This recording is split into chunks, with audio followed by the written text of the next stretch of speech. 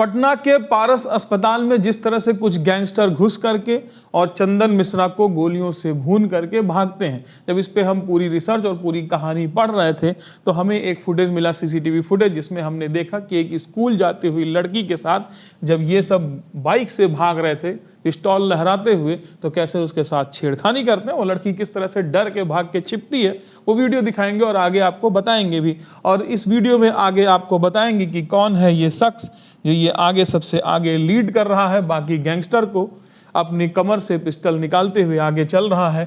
इसके चेहरे को आप देख सकते हैं, बाकी सब ने चेहरे को ढकने की भी कोशिश की, लेकिन ये बेखौफ अपना चेहरा सीसीटीवी में दिखाते हुए जा रहा है, लीड करते हुए जा रहा है। ये कौन है और कौन है चंदन मिश्रा, कौन है शेरू, जिसका नाम जोड़ा जा रहा है कि शेरू के ये गुर्गे हैं और शेरू ने ही चंदन मिश्रा को मरवाया है। चंदन मिश्रा और शेरू की दोस्ती कैसी थी और बाद में ये दुश्मनी में क्यों बदल गई। 17 जुलाई 2025 पटना के पारस अस्पताल के बाहर सुबह 7 बजे करीब 6 लोग इकट्ठा होते हैं। एक लोग बाहर रुक जाते हैं और बाकी 5 हॉस्पिटल के अंदर घुसते हैं। सेकेंड फ्लोर पर लगे सीसीटीवी कैमरे में सुबह 7:25 पर कॉरिडोर में 5 शूटर दिख रहे हैं। 4 लोगों ने कैप लगाई है, जबकि सबसे आगे चल रहा तौसीफ बादशाह चेहरा छिपाने की कोशिश भी नहीं कर रहा। कॉरिडोर में ही सभी शूटर अपनी पैंट से पिस्टल निकालते हैं और रूम नंबर 209 में दाखिल होते हैं। रूम में ताबड़तोड़ गोलियां चलती हैं। इस गोलाबारी में वहां भर्ती गैंगस्टर चंदन मिश्रा की मौके पर ही मौत हो जाती है। उसके साथ मौजूद अटेंडेंट दुर्गेश कुमार के पैर में गोली लगती है। करीब 10 सेकंड के बाद टोपी पहने चारों शूटर भागते हुए बाहर निकलते हैं।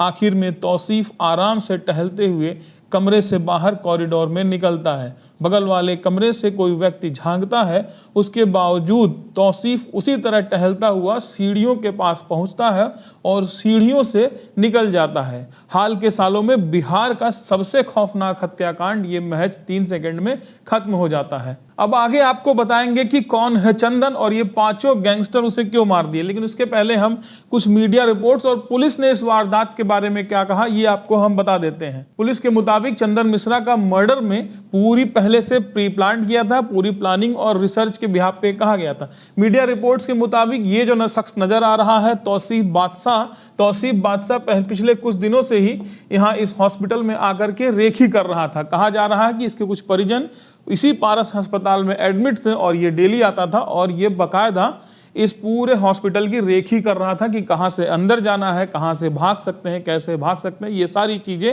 वो कर रहा था और सारे कमरा नंबर कहां कहां पर हैं ये सारी चीजें पता कर रहा था। कुछ मीडिया रिपोर्ट्स के हिसाब से चंदन मिश्रा, जिसकी तस्वीर आपको स्क्रीन पर नजर आ रही है, ये जब इस पारस अस्पताल में एडमिट था तो इसके किसी रिलेटिव या दोस्त ने सोशल मीडिया पर पोस्ट किया और पोस्ट करके बताया कि आज इसका ऑपरेशन है और ऑपरेशन के बाद ये किस वार्ड नंबर में शिफ्ट होगा। वहां से पता चलता है इनको कि ये वार्ड नंबर 209 में शिफ्ट था। बाकी कुछ मीडिया रिपोर्ट्स के हिसाब से ये भी पता चल रहा है कि ये वार्ड नंबर जिसमें चंदन मिश्रा था 209 रूम नंबर, ये अंदर से लॉक नहीं होता था, इसका लॉक खराब था, जिसकी वजह से ये आराम से टहलते हुए आते हैं और मस्त कुंडी खोलते हैं, अंदर घुस जाकर के अपने काम को अंजाम देकर के आराम से भाग जाते हैं। ये चंदन मिश्रा है, ये चंदन मिश्रा की यंग एज की तस्वीर है और ये चंदन मिश्रा अभी है और ये है शेरू। 2 जुलाई को चंदन मिश्रा पेरोल पर बाहर आता है। पेरोल पर बाहर आने की वजह मेडिकल कंडीशन। क्या इसकी दिक्कत थी ये किसी को नहीं पता, अभी तक बताया भी नहीं गया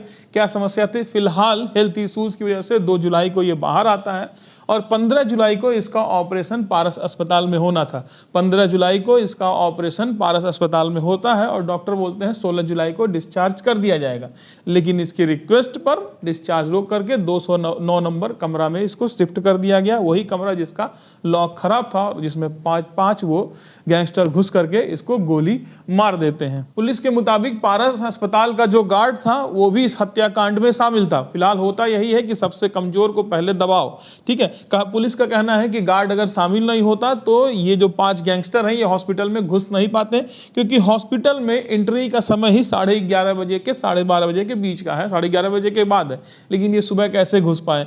और एंट्री करने के लिए पास की जरूरत पड़ती है, इन 5 के पास कोई पास नहीं था, फिर गार्ड ने अंदर आने क्यों दिया, इसलिए पुलिस गार्ड को संदिग्ध नजर से देख रही है। यह है पटना के एसएसपी कार्तिकेय शर्मा और इन्होंने बताया कि पांचों गैंगस्टर और छठा जो बाहर था, ये छह मिल करके इस अपराध को अंजाम देते हैं। उसके बाद बक्सर के लिए रवाना हो जाते हैं, बक्सर की तरफ फरार होते हैं। रास्ते में कुछ सीसीटीवी फुटेज है, वो हम आपको दिखाएंगे। पहली एक फुटेज आप स्क्रीन पर देख लीजिए, जिसमें ये छह निकल करके किस तरह से पैदल हॉस्पिटल के बाहर भागते नजर आ रहे हैं, पारस अस्पताल के। एक सीसीटीवी फुटेज ये वायरल हो रही, जिसमें ये आपको तौसीफ बादशाह नजर आ रहा है, जो ये चितकावर वाली शर्ट पहने हुए खड़ा है, और ये उसके कुछ गैंगस्टर गुर्गे हैं।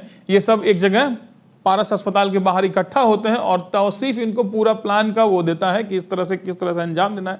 और यहाँ पर ये सारे जो है प्लानिंग करके फिर पारस अस्पताल के लिए रवाना हो जाते हैं और जा करके अंजाम देते हैं। अब आगे आपको एक फुटेज दिखाते हैं, इस फुटेज को आप ध्यान से देखिएगा।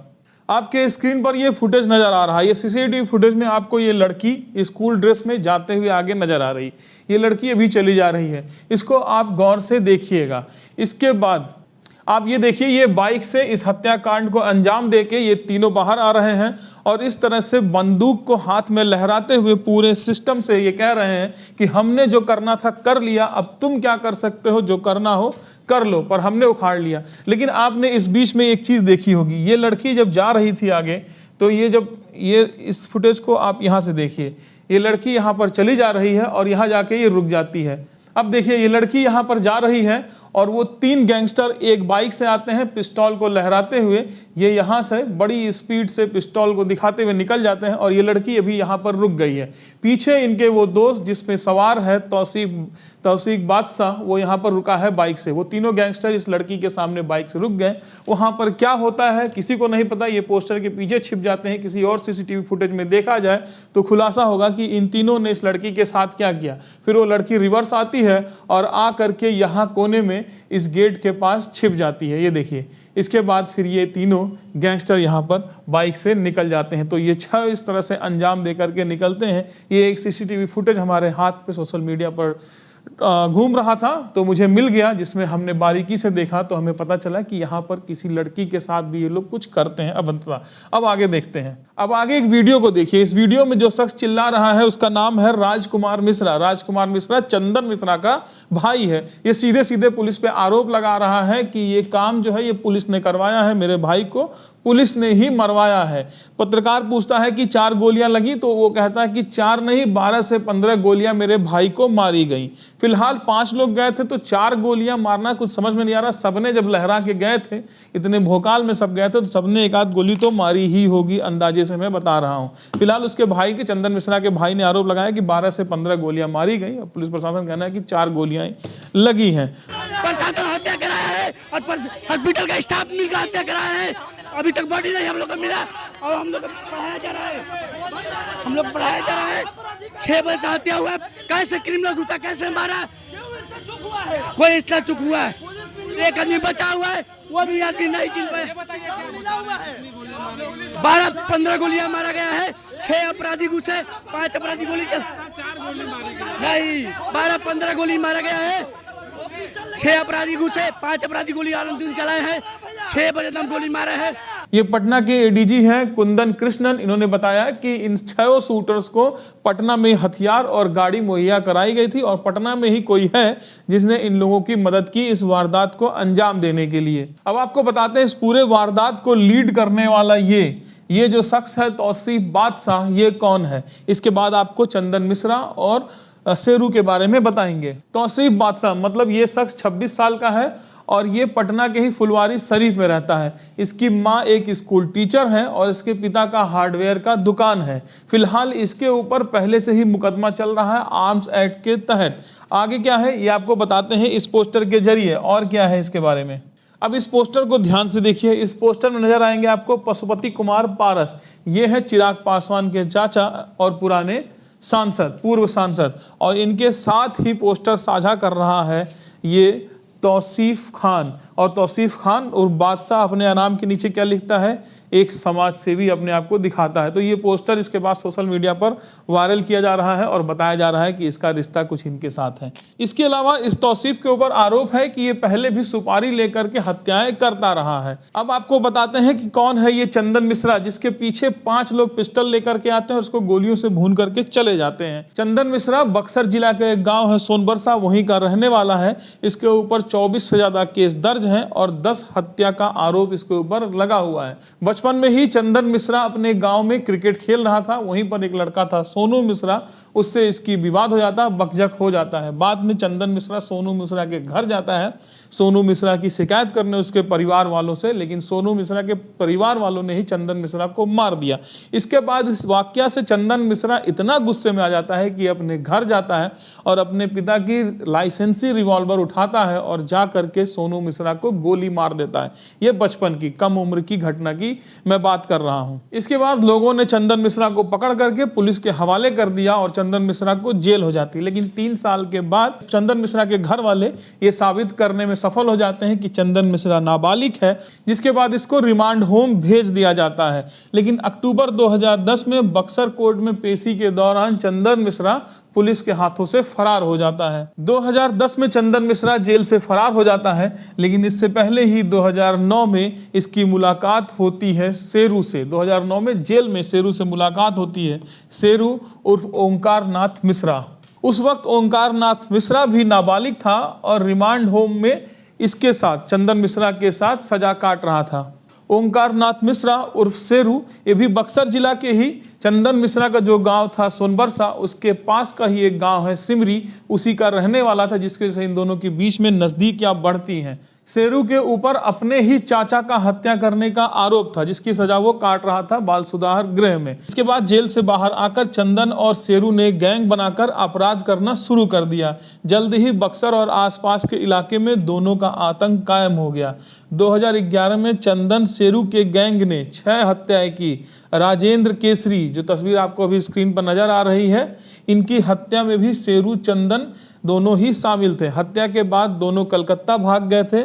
पुलिस ने 17 दिसंबर 2012 को दोनों को पकड़ करके कोर्ट में पेश किया था। इसी दौरान जब इन दोनों की कोर्ट में पेशी थी तो ये शेरू ने एक सिपाही से, कोर्ट में ही एक सिपाही से उसकी बंदूक छीन ली और उसको गोली मार करके कोर्ट से ही फरार हो जाता है। लेकिन कुछ दिनों बाद फिर पुलिस इसे धर दबोचती है, आरा में पकड़ती है और फिर इन दोनों को जेल में डाल दिया जाता है। इसके बाद ये दोनों जेल से ही अपने गैंग को चलाते हैं। हत्या और अपहरण जैसे अपराध ये जेल में बैठकर बखूबी अंजाम दे रहे होते हैं। लेकिन बाद में बताया जाता है कि इन दोनों के बीच पैसे के लेन देन को लेकर कुछ झड़प होती है और जेल में ही शेरू गैंग और चंदन मिश्रा गैंग आपस में भिड़ जाते हैं। जेल में ही हाथापाई और मारपीट होती है पैसों को लेकर के। इसके बाद एक बार और सिविल कोर्ट में पेशी के दौरान ये दोनों आपस में भिड़ जाते हैं और एक दूसरे से लातम घुसा करने लगते हैं और बाद में इस वाकया के बाद 2 बार मारपीट करने के बाद ये अपना अलग गैंग चलाने लगता है और चंदन मिश्रा अपना अलग गैंग शुरू कर देता है। कुछ मीडिया रिपोर्ट्स के हिसाब से बताया जा रहा है कि जब शेरू कोर्ट में पेशी के दौरान एक सिपाही को गोली मार करके भाग जाता है, उसके बाद चंदन मिश्रा के ऊपर ये शक करता है, क्योंकि ये नहीं भागा था, ये भाग गया था, तो ये समझता है कि ये पुलिस से मिल गया है और सारे राज ये पुलिस को खोल देगा। तो इसकी वजह से ये दोनों की दुश्मनी आगे और जाकर के बढ़ जाती है। फिलहाल ये अभी मीडिया रिपोर्ट्स और पुलिस के हवाले से बताया जा रहा है। इसके बाद 12 फरवरी 2020 को इन दोनों को चूना व्यापारी राजेंद्र केसरी के हत्या के मामले में दोषी ठहरा करके फिर से सजा सुना दी जाती है और इन दोनों को बक्सर जेल में डाल दिया जाता है। जिसके बाद चंदन मिश्रा को भागलपुर जेल शिफ्ट किया जाता है और फिर उसके बाद पटना के बेऊर जेल में शिफ्ट कर दिया जाता है 2020 में। और अभी 2 जुलाई को उसी पटना जेल से ये पेरोल पर बाहर निकला था अपने इलाज कराने के लिए और 17 जुलाई को इसकी हत्या कर दी गई, जिसका मास्टरमाइंड शेरू को माना जा रहा है। तो इस हत्याकांड ने बिहार सरकार और बिहार के पुलिसिया सिस्टम को कटघरे में लाके खड़ा कर दिया है कि किस तरह से वहां पर पुलिसिया सिस्टम, लॉ एंड ऑर्डर सब नाकाम है। किस तरह से 6 लोग अस्पताल में बंदूक लहराते हुए घुसते हैं और मार करके चले जाते हैं। फिलहाल वो कोई दूध का धुला नहीं था, ये कहा जा रहा है, लेकिन बात यहाँ लॉ एंड ऑर्डर की हो रही कि किस तरह से आम लोगों के बीच में 5 लोग बंदूक लेकर के जाते हैं, हॉस्पिटल में घुसते हैं, गोली मार के चले जाते हैं। और इस फुटेज में आप देखेंगे कि किस तरह से वो बंदूक लहराते हुए मानो वो कह रहे हैं बिहार सरकार से और पूरी पुलिस व्यवस्था से कह रहे हैं कि हमने जो करना था कर लिया, अब हमारा जो उखाड़ना हो तुम उखाड़ लो। इस तरह से बंदूक लहराते रोड पर लोगों को डराते वो चले जा रहे हैं बाइक पर। तो ये सारे वीडियोस देख करके आप क्या समझते हैं, क्या कहना चाहते हैं, कमेंट बॉक्स में लिख करके जरूर बताइएगा। फिलहाल बिहार में डेली एक खबर आ ही रही है इस तरह के हत्या की। आप क्या कहते हैं, कमेंट बॉक्स खुला हुआ है, लिख करके जरूर बताइएगा। नमस्कार, मैं ब्रिजेंद्र कुमार।